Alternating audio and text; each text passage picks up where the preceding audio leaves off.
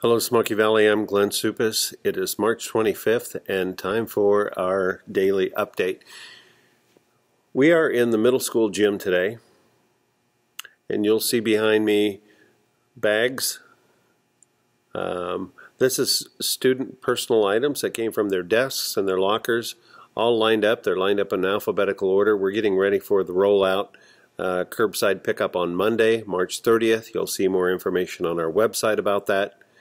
We're also going to be adding some iPads to the top of those. Some instruments will go along with that. Everything that we believe belongs to that is a personal item from a child. This is a quiet place as well. Yesterday we were at the playground. Today we're at the gym. I am used to coming into this gym 2 to 3 mornings a week, and it is the happening place. This is a busy place.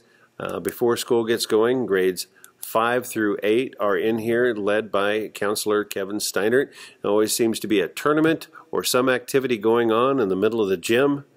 He's making announcements, getting groups together, and a lot of social activity. A lot of kids look forward to this. We see them coming earlier and earlier to hang out with their friends in this gym. It's pretty quiet right now. Today we had a large group of volunteers putting these things together, getting very, very organized and ready, because on Monday, as you do a curbside pickup, parents won't be able to come into the buildings. We'll bring them to you, and I think most people have seen that information.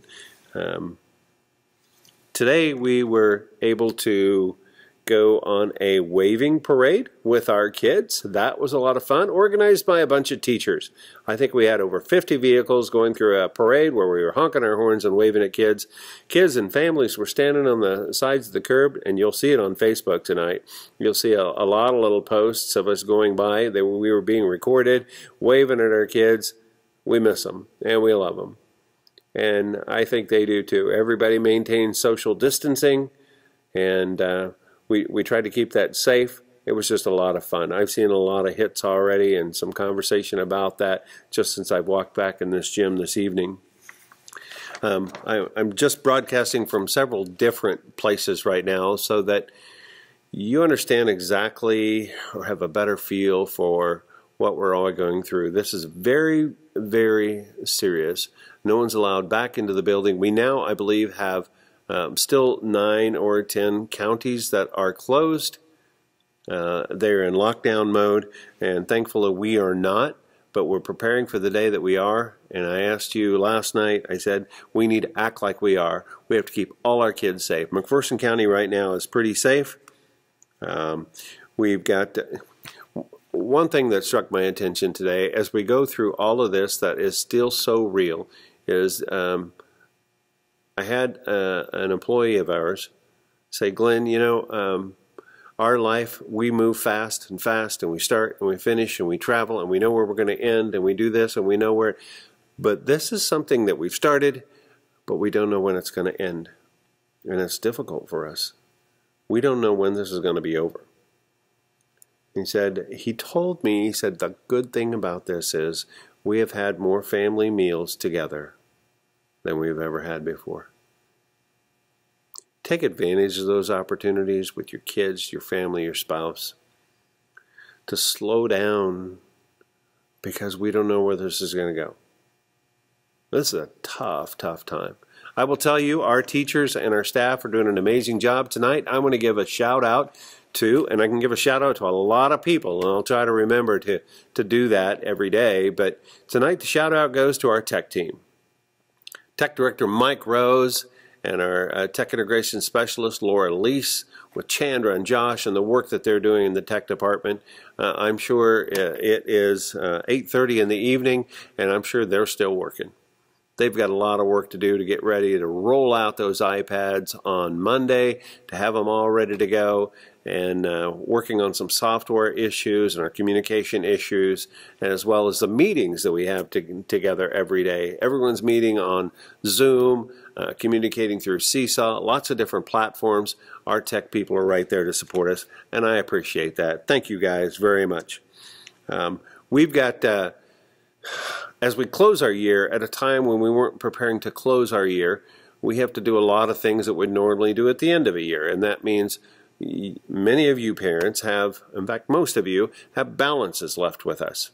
You have some lunch balance, you have a sport activity balance you may have paid for the spring, and there aren't any spring sports, so all those need to be refunded. What we would normally do is we roll those over to the next year. If your student's going to be back with us the next year, we just roll that over into that account.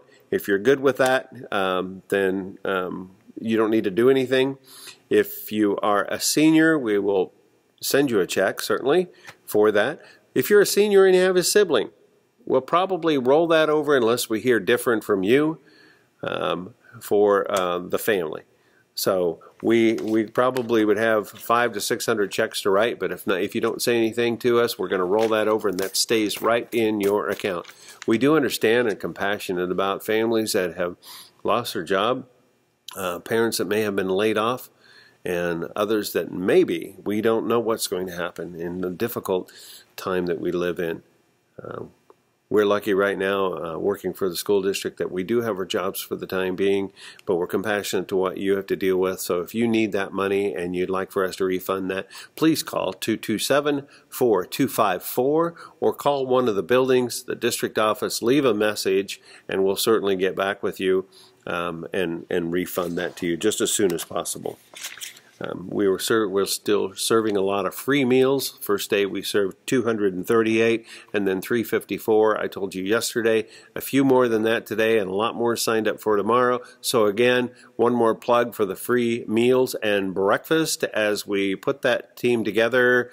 Our lunch crew has been amazing. Julie and Kelly and Bobby and the work that they've done in there. And I walked in this morning and they were almost singing songs. They were just happy to be serving. And we thank all the volunteers that have helped us with that as well. So one other little thing I just kind of wanted to point out, nationwide, we heard something from KSDE, the Kansas Department of Education, that concerned us today, that we thought we knew what the shelf life of the COVID-19 was, that it would live very shortly on paper or cardboard. It could live up to 24 hours on plastic and up to 72 hours on steel, stainless steel, or metal. Some information came out today that questions that statistic, that it could very well live much longer than that. That was pretty scary, and in fact the State Department took that so serious that they told us that they were going to be getting us more information about that in the next day or two, some guidelines about that, because as we prepared these bags to be completely done by Friday night, and by Monday as you pick them up would meet that 3-day deadline. If anything was alive in there or contaminated, it would be dead by then. But now we're starting to question how much we really know about COVID-19. Watch the news, follow the protocol, take care of your kids. It's been a great day in that parade this afternoon, seeing those kids, and our teachers worked very, very hard again today. We'll give you another update tomorrow. It seems like there's not a lot new coming down from the State Department, so I may be ending these videos very soon if we don't get a lot of new information for you, so you don't just see me sitting up here rambling. We love your kids. We're proud to be a part of Smoky Valley, and we thank you. Take care.